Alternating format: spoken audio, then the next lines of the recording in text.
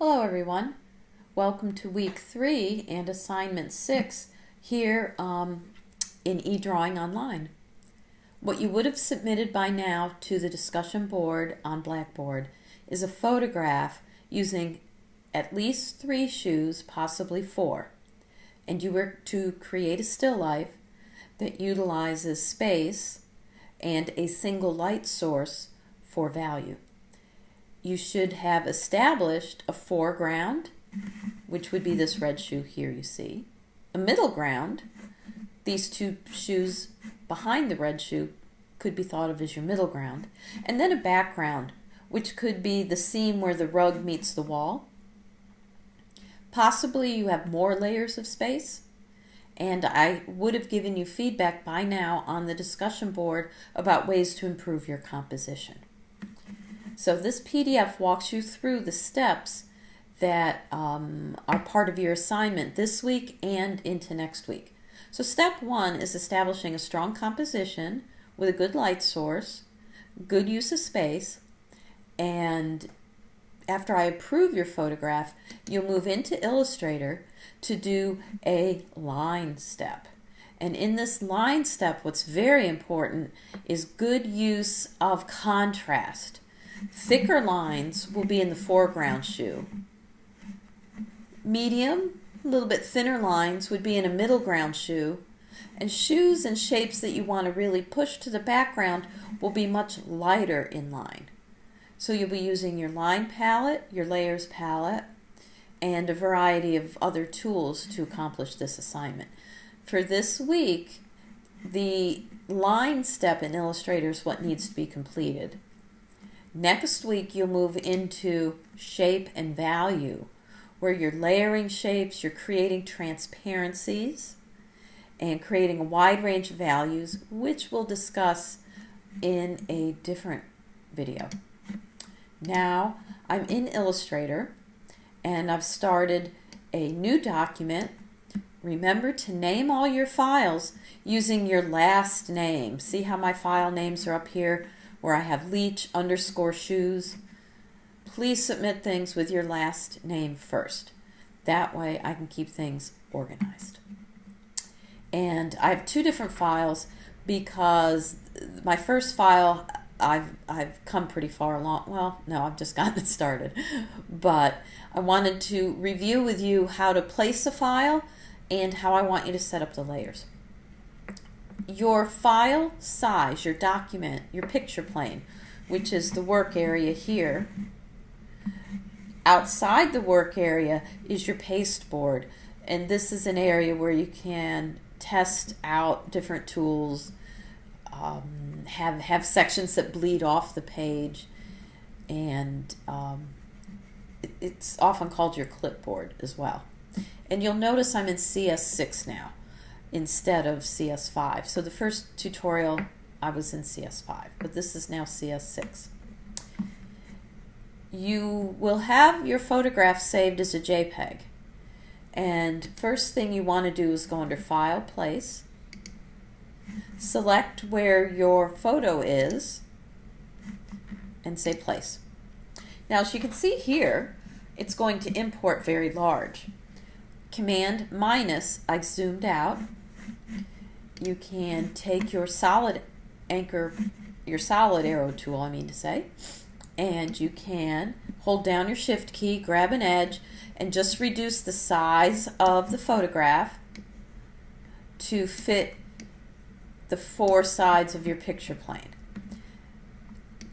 Do not distort it. Don't grab just one side and pull. See how I've distorted my image. I'll do Command Z. Hold down your shift key and go from a corner, and you're able to shrink things in proportion. Okay? So fill your 8.5 by 11 frame of reference or picture plane as best you can. And it's all right if a little piece of the image extends past or bleeds past your live area. You can use your arrow tools on your keyboard to nudge things. This particular shoe edge, I'm going to hold down my shift key, But here I can crop off part of that shoe. So this part I'm not concerned with. My drawing will begin and end right there. And I'm going to zoom in a little bit and zoom out a little bit. So by now you should know how to zoom in and zoom out. You should know how to manipulate your layers palette. All right? And I'm going to lock that layer. I'm not going to work on that layer anymore because I'm going to create a new layer. And I'm going to name that line. Within the same document, I'm going to do two different drawings. So I'm going to do a line drawing on one layer and then a shape and value drawing on a second layer, which I'll show you in a different tutorial. Today it's just the line. All right, so now we've reviewed how to establish setting up your layers. We're not setting up different artboards like you did in your chair project. We're just setting up different layers. All right, and you're going to need your stroke palette. And remember, you can take your stroke palette. I'm just going to close it real fast. There we go. And pull it and then expand it. And you can place it anywhere you want. So out of your palette here, you can pull the full palettes and open and close them as you need to. But you're going to need these palettes open because I'm not going to really need the layer palette as much. So I'm going to tuck it in the corner. But this palette is going to dominate this entire drawing because you're going to need many different widths. I want to show you what line profile is as well. You'll also be working, of course, with all your different tools. You might have your desktop set up a little differently, but that's okay. I'm going to switch files to my line file. I'm going to turn on my layer. And in this, I've started a few lines. My goal right now is not to have a lengthy tutorial where I draw this entire drawing. I want to point out a few tools that you're going to need and reinforce the concept of line quality and line contrast. The line tool here, you're going to want to make sure is highlighted for stroke. All the strokes will be black. We're not using color at all. And you'll want the fill closed. Perhaps as you're building this drawing, you might need to make some filled shapes. Use logic and do what makes sense for the kind of shoes and approach you're using. I believe the majority of you have shoes very similar to what we're looking at here, where at least one of your shoes is a sneaker or a Converse light-like shoe, and you're going to need to deal with laces. So I want to talk about line quality and contrast in laces. Keep in mind the rule I want you to remember in this kind of drawing is that everything in your foreground, like this red shoe, will have more contrast of line and have the thicker lines. And again, what's in the background will have lighter quality lines. And you're going to set your different weights within the weight palette here. Okay. I'm going to turn off my photo for now, and I'm going to zoom in just a little bit.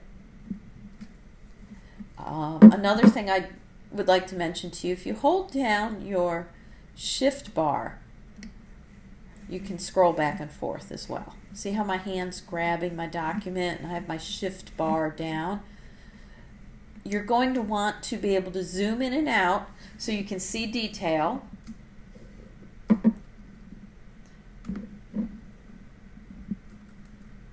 And you're going to want to be able to navigate around the drawing as well. So, whoops, I hit my sound instead. There we go. You're going to want to take the time to practice navigating around the drawing because this is a much more detailed drawing than the chair drawing you've just accomplished. Now, if you look at the nature of the drawings here, you'll notice I have some very thick lines that show main features of the shoe, the areas of the shoe that are closer to my eye. This edge of the shoe, the bottom edge, the rubbery edge, is in a thinner line because what I'm trying to show is the contrast from the canvas edge of the shoe to this little piece of shoe that's farther away from my eye. So if you remember that lines that are further away from your eye are lighter and lines that are closer to your eye will be thicker. This edge of my shoe right here has the thickest line, where this edge over here has a little thinner line. Also, many of the shoes you're drawing, especially sneakers, athletic shoes, you're going to need a dashed line. And that's what these lines are here. See where my arrow tool is? See right here? And here in your dashed line palette, you can establish dashed lines. And I'll go over that in just one moment. All right. I'm going to turn this off, the photograph. You know where your pen tool is. Hold down your mouse and this palette will come open. The tools you're going to rely on a great deal will be your Convert Anchor Point tool to draw curves. The majority of your shoes have a whole series of curve linear lines. They're organic lines. They're very, very different than the lines on your chair, which were primarily straight lines. And I know you might have had a few curves in your last drawing, but this drawing is reliant heavily on curves. You may or may not need to delete and add anchor points after you draw a line, and let's just talk about that. Let me show you how to do that. I'm going to take this outside edge line that I have selected. If I want to add an anchor point, I just need to select that tool, have my line highlighted, and if I zoom in a little bit, be easier to see, there you go, I can add an anchor point. And perhaps I might need to add an anchor point if I needed to convert it to add more curve to it. Think about the nature of your shoes, how they're worn, how they're folded, how they're worn out in areas, and create lines that have curves to them. And it takes toggling back and forth from zooming in and out, maybe adding or subtracting anchor points.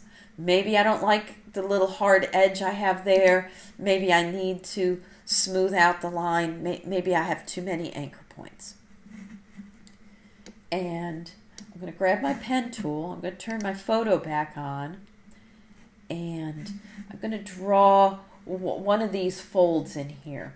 Because what I really want you to remember is to draw a curved line. You really can do it with very few anchor points. I want to draw the curve of that kind of wrinkle or fold in this particular sneaker. When I drew that straight line, I was thinking about the nature of that curve. See my handles? See how I'm moving it? And I can let go.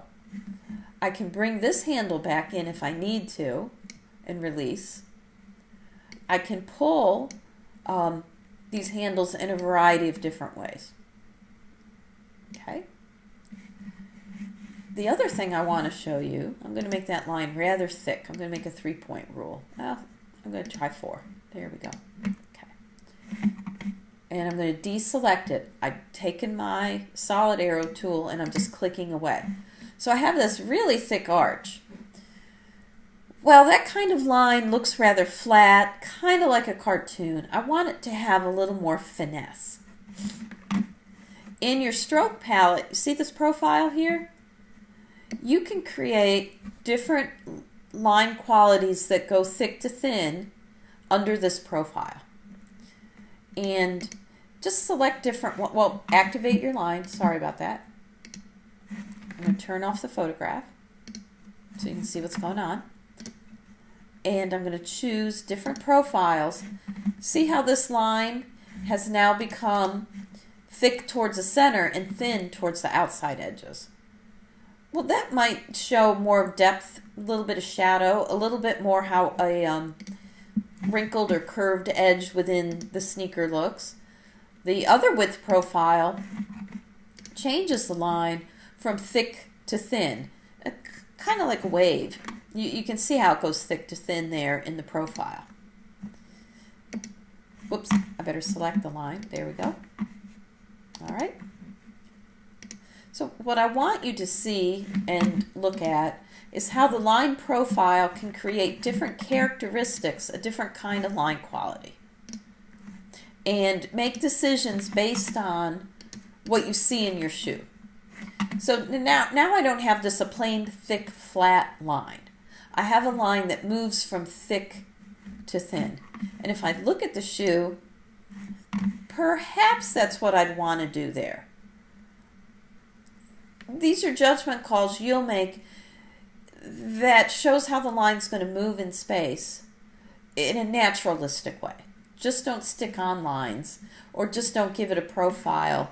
Do things with thought or intent. I think the profile for that I preferred could be this, where it's just a little thick down here and it gets a little thinner as it moves away from my eye. So if I was going to draw those folds in there, I need my pen tool. The way I would think about these folds is, how do they move in space, and where do I need curves, and how do I need thick and thin? And the other thing I could do if I was drawing a series of lines is I could always do copy paste. And I can repeat some of the lines but alter their characteristics. For instance, I copied that line there, but it doesn't really move in space the same way as the line next to it. So I can take my direct selection tool, my open arrow tool, I can connect that line, but I can move my anchor point over. And I could even change the curve a tiny bit as well. And I could add an anchor point if I wanted to. If I hold down my command key, I can select I think it's shift. There we go. I can select shift option, click. There we go. And I could add a line profile to both lines in a uniform fashion. I also think I need those lines a little thicker. Maybe not that thick. And maybe the line profile, I think I like that second one. I think that's okay. There we go. And I'm going to turn the eye off a little bit. So see how these wrinkles look a little more naturalistic than if I did not change the profile on the line. If I just drew a line, use my hit the type tool, convert anchor point tool, make a curve, and then just apply my thickness, turn off that. There you go. See how this line looks rather static and flat compared to these two lines, or even that line. I could apply a line profile to this outer edge as well and make decisions based on the different characteristics of the shoe. The reason I like this thicker or thin, we know it's a cloth shoe. We know it's a cotton shoe that perhaps is puckered in areas, worn in areas.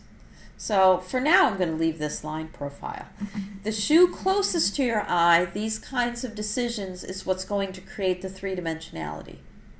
You need to have a lot of variety and a lot of detail in the shoe that's closest to your eye.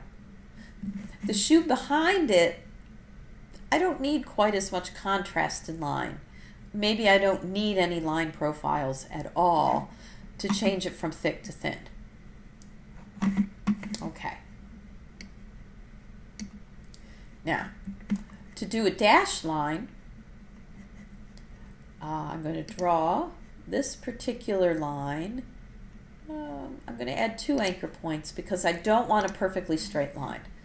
I can see how the shoe is kind of soft and curves a tiny bit. So I don't want a line that is perfectly straight. I'm going to zoom in because I know you can't really see. There we go. So I want to show how the fabric kind of puckers, kind of moves a little in space. And I could click on dash line. I'm going to turn off the photo so you can see better. Here's my dash line. My dash line isn't just a straight line, it has a gentle movement to it, a little bit of a curve to it. Now, what I want to show you is you can change the length of the dash very easily. See how these are now spaced out apart? I can change the gap to be much narrower. I can alter this setup as I need. All right. I can create a dash line that has irregularity. You know, I could have a 6-point dash, a 2-point gap, etc. I could have just 6-point. These are 3-point.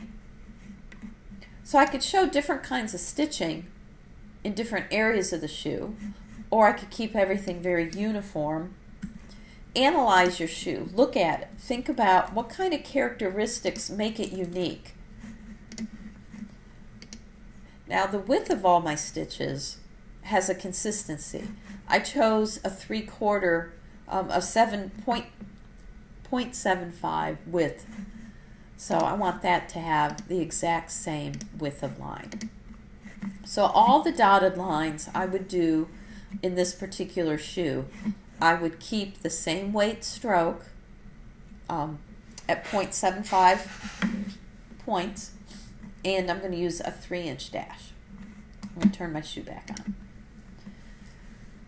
I bet you've chosen shoes that have shoe laces.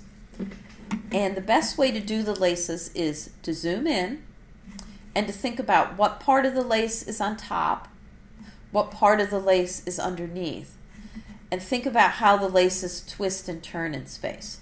When you look at this lace here, away from my eye, these lines are very thin. When it folds and curves on itself, I've drawn a thicker line. Also, when I select it, see how the line profile has the more irregular, thick to thin sort of line profile? We know that the laces are soft. We know many times the laces are worn in spots, tied in knots. You have many different kinds of lines that are overlapping one another. Be sensitive to that contrast and that overlap. And it's imperative that you take the patient time to zoom in, to build a lot of variety, especially in the shoe in the foreground. So here, this particular line I want to show you. What I don't like about it is just how solid and cartoon-like it is. I want to add a profile to it to help it move in space. But I have to carefully think about what it's doing. So I don't think that looks so good. Perhaps that'll work. And for now, I'm going to leave it. Perhaps. Use common sense. And in this particular photo that I'm using, I don't have enough detail in the grommet, but I know it's a circle. And I know there's a little hole here. I know there's a little piece of space that's left open there. I know this lace is on top of the lace behind it. So what I want to show you is a strategy to tackle that. And think about how this moves. Well, I'm just going to do that one for now. I'm going to grab my Convert Anchor Point tool and I'm going to add the curve right there. And what I want to check is the point size. I'm going to just use a 0.75 width right there. This is the underside edge. And I'm going to grab a pen tool. And I want this line. I don't want it to touch the line immediately to my left. I don't want to connect that. And I'm not quite ready to connect right there either, but I know I need this line. What I know in space is this. This line here that I have activated is behind this line there. This line, I'm going to keep that width, but to emphasize that this whole shape is in front of this shape I'm about to draw, I'm going to add a little bit of thickness. Not too much. I don't want a 2-point line. So what I can do, I can highlight that box. And I can tell it I want 1.5 points. And I'll just click. and now I've added thickness to that line. So what I wanted to show you is you can set the number to have as much variance in detail as you're working. You're not limited to just 1, 2, 3, 4, 5. You can do half-point increments between each one. And the more details you do like that, the more realistic your drawing will look. Now remember, this line profile for that foreground shoelace, I have going thick to thin. And I wanted to make sure this edge, see where my arrow is, was much thicker than this line behind it. So as you build your shoelaces, you have to think what's on top and what's behind. This curved area of this lace is in front of that. I'm going to draw a straight line behind it. I'm going to deselect it, and I'm going to draw a little piece of line right there. There we go. All right. Now, this line, and I'm going to hold my shift key and select that line, I want those to be a half point. I want them to be thinner than this line. And I want that line to match the thickness of the line underneath it. And when I turn off my picture, I think you'll see what I mean and what I'm starting to do here. It's obvious this whole shape with these darker lines are in front of what this thin line starts to be, and even that thin lined edge. And you can see the edge of that lace as it would go into the grommet for the eye. Now I have a lot of work to do, many more lines to build, and I can use my direct selection tool, and I can grab different lines when I'm zoomed in and make things connect. Okay, as I go along. Until I know I have everything where I want it, I don't want to connect things right away because I want to make sure I have everything placed exactly where I want. And that particular line, I knew I didn't want, no, I'm going to do Command Z. Never mind. All right, and I'm going to turn that back on. And I'm going to zoom out a little bit. I think with just showing you how to use this profile, how to set increments for your weight. Remember, you don't have to just have the numbers that are there. You can set weights in between, and you can set different dash lines. I think with some accurate analyzing what it is you're seeing, and then making decisions about contrast and characteristic of line, you will have success with this line drawing. Please remember to email me if you have any questions, but basically that's all I wanted to show you in this particular tutorial. Thank you.